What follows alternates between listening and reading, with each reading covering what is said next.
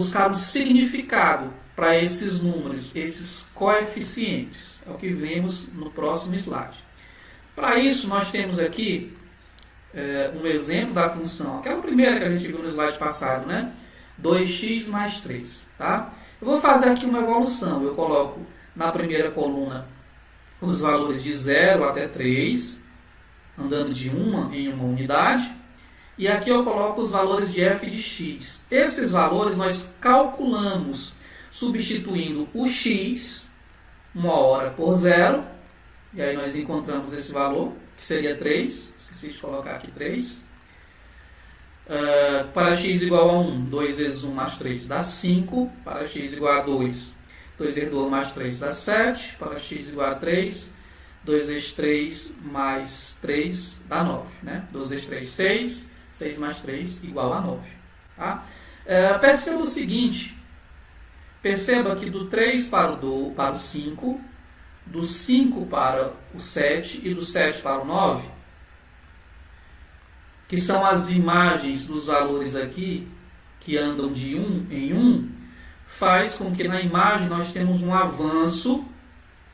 Esse aumento é constante, um aumento constante igual a 2. Né? De 3 para 5, de 5 para 7, de 7 para 9, nós temos aí um avanço constante igual a 2.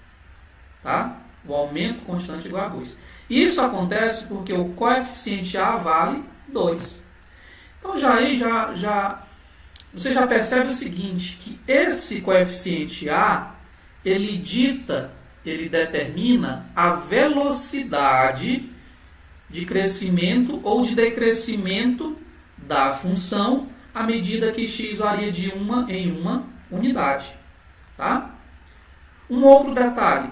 Vamos fazer o seguinte. Pense isso aqui como se fossem momentos. Momento 0, espaço 3, momento 3, espaço percorrido 9. Vamos fazer o seguinte. Vamos fazer aqui final menos inicial. Ok? Então vamos lá. Final 9 menos 3 dá igual a 6. Dividido por 3 menos 0 dá 3.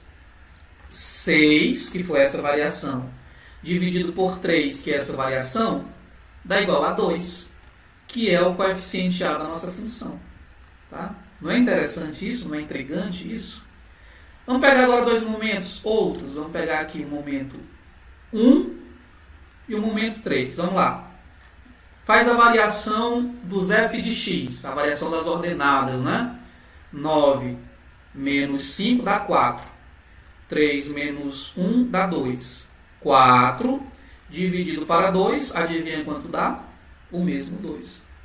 Então, veja bem, quando você pega dois pontos quaisquer da minha função, se eu fizer a divisão das imagens dos f's, né, sobre a variação dos valores de x, ela é sempre a mesma, sempre o mesmo resultado, sempre constante e igual a 2. Nesse caso, 2 porque é o valor do coeficiente A. Então, o valor do coeficiente A ele pode ser encontrado fazendo a variação dos f's, a variação das imagens, sobre a variação dos valores correspondentes no domínio. Tá? Nós temos essa propriedade das funções afins. Então, é uma forma, inclusive, muito rápida de encontrar o coeficiente quando eu tenho dois pontos. Basta eu fazer a variação dos y, que é a variação dos f's de x, sobre a variação do x. Tá? Eu fui repetitivo, mas é repetitivo de propósito, para que a gente fixe bem essas coisas. Então, vamos aqui para o próximo exemplo. F de x igual a menos 3x mais 1. Menos 3x mais 1. Vamos fazer a mesma coisa, a tabela. Tá? Aqui eu coloquei os valores de 0 até 3. Depois eu substituí na fórmula de g, que é essa daqui, e encontrei esses valores. Tá? Não vou fazer essas continhas não. Tá? Então, se você quiser pausar o vídeo depois e fazer, fica à vontade. Mas vamos lá. Tá? A imagem do 0 vale 1, a imagem do 1 vale menos 2, a imagem do 2 menos 5 e a imagem do 3 vale menos 8. Perceba que quando eu avanço no x de 1 em uma unidade, as minhas imagens elas decrescem, diminuem, tá? Do 1 para chegar no menos 2, ela caiu menos 3. Do menos 2 para chegar no menos 5, ela caiu menos 3. Do menos 5 para cair no menos 8, de novo caiu menos 3. E essa variação é constante igual a menos 3 por causa desse coeficiente aqui, do coeficiente menos 3, que é o coeficiente A da minha função, menos 3x mais 1, tá? Vamos fazer aquela brincadeirinha de novo, final menos inicial, vamos lá, tá? Pega o final aqui, menos 8 e menos 1, né? Menos 8 e menos 1 dá quanto? Menos 8 e menos 1, menos 9, tá? Sinais iguais, no caso na soma, né? Nós somamos e conservamos o sinal. Então, menos 8 menos 1 dá menos 9. 3 menos 0 dá 3. Então, nós temos menos 9 dividido por 3, adivinha? Menos 3. Tá? Então, fica como exercício fazer essa brincadeirinha do final menos inicial, com o 0 e o 2, com o 1 e o 3, que vocês vão ver que a variação das imagens sobre a variação dos valores do domínio dá sempre constante, no caso aqui, constante igual a menos 3, que é a taxa de variação dessa função. Ok? Então, vamos lá. Com relação ao gráfico de uma função afim, gráfico de uma função de primeiro grau. Bom, o gráfico de funções afim, de R em R, são retas. Tá? Nós temos retas assim. Então, essa reta, nesse sentido, é uma reta crescente. Tá? Se você quer identificar se uma função é crescente ou decrescente, é muito fácil de fazer. Basta você fazer o seguinte, ó. Você caminha na horizontal, que é no eixo X, para frente, e vê onde está o gráfico. Tá? Nesse ponto, o gráfico estava a essa altura. Quando eu estou mais à frente, o gráfico está numa posição acima daquela. Perceba que quando eu ando para a direita, as minhas imagens são cada vez maiores. Isso é uma função crescente. Então, recapitulando, a função do primeiro grau é uma reta. Esta reta pode ser crescente, nesse caso A, ou decrescente. Quem vai determinar esse comportamento de crescimento ou de decrescimento é, de novo, o coeficiente A, o coeficiente angular da reta. Inclusive, ele recebe esse nome de angular porque existe uma relação entre esse número e esse ângulo aqui, ó. Tá? Esse ângulo e esse número A e esse ângulo aqui. Tá, ok? Então, vamos lá. No caso em que A é positivo, por exemplo, naquela nossa função, primeiro exemplo, né? Era 2x mais 3? 2x mais 3. Ó, o valor do A aqui vale 2, é positivo. O valor do A aqui vale menos 3, é negativo. Então, no primeiro caso, nós temos uma função que será crescente quando o A for positivo, e quando o A for negativo, a função é decrescente. Isso tem tudo a ver com aquela história de taxa de variação, né? Você viu que no primeiro caso, em que o A valia 2, as imagens cresciam, aumentavam. E no segundo caso, em que o A era negativo, as imagens diminuíam, decresciam. Então, sempre nós teremos esse comportamento. Gráfico de função de primeiro grau sempre será reta e será uma reta crescente quando for o A positivo e uma reta decrescente quando o A for negativo. Tá? Bom, aqui eu queria fazer uso também de um postulado de Euclides que diz o seguinte: por dois pontos distintos existirá uma única reta. Obviamente, nós estamos falando dos postulados de Euclides para a geometria plana. Tá bom? Para a geometria plana. Para outros tipos de geometria que só se vê quando se estuda profundamente matemática, a história não se repete dessa forma. Mas nós não vamos entrar nesse assunto agora. Vamos no nosso ambiente, que é a geometria plana. Então, Euclides dizia lá em seus postulados que dois pontos distintos definem uma reta, determinam uma reta.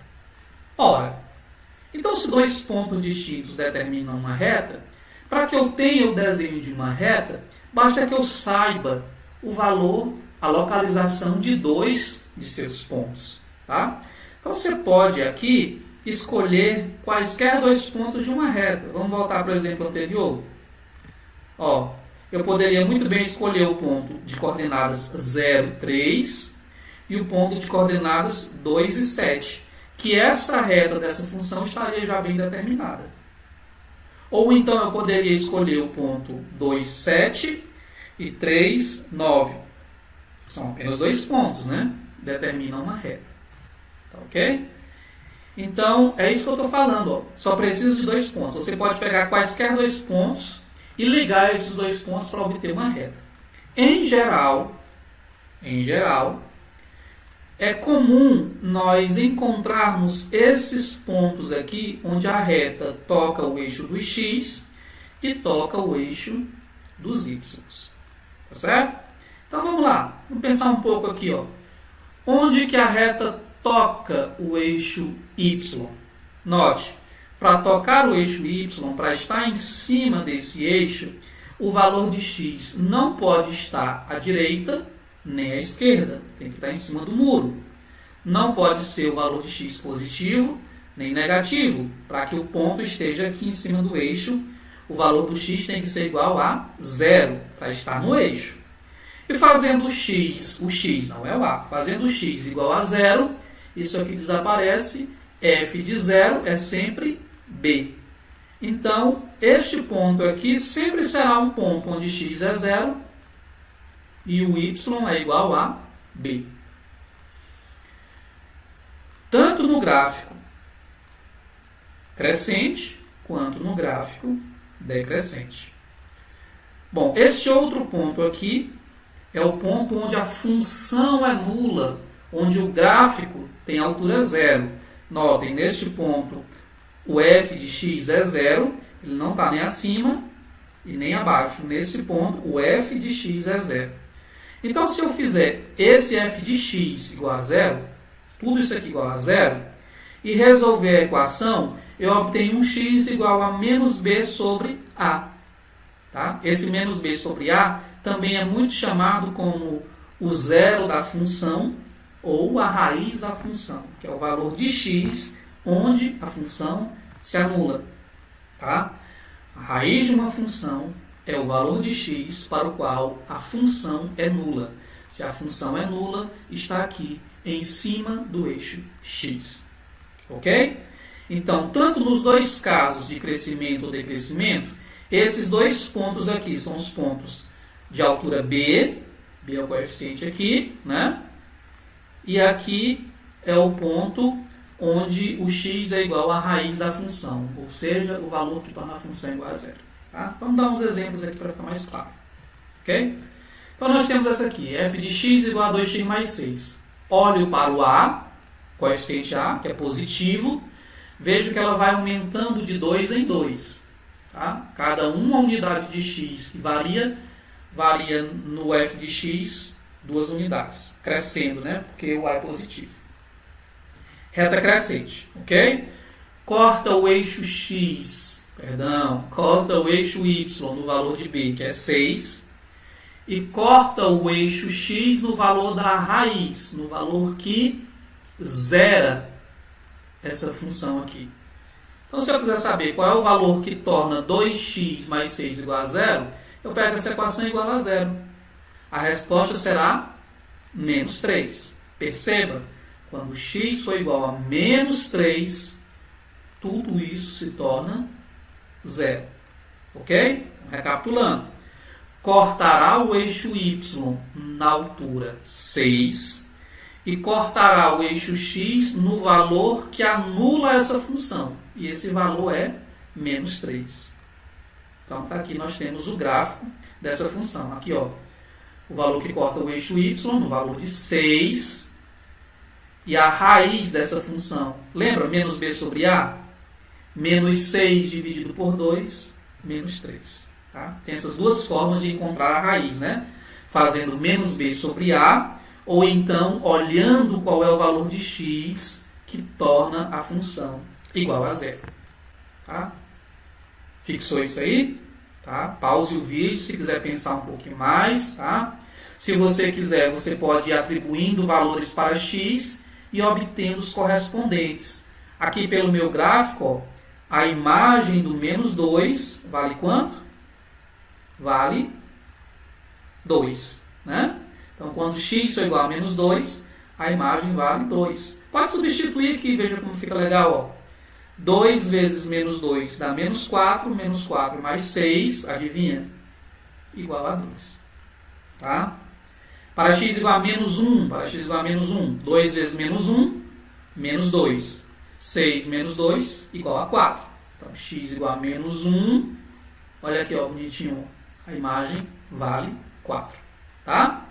Contudo, basta que eu saiba essas duas informações aqui. Essa aqui é a raiz e esse que é o momento inicial, digamos assim, né? Momento zero da função. Não é onde a função é zero, não. É o momento em que x é zero. Ok? Pense sobre isso. Próximo exemplo.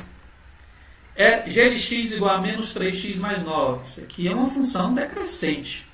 Por que, professor, que é decrescente? É simples, porque o valor do coeficiente A vale menos 3. Tá? Então vamos lá.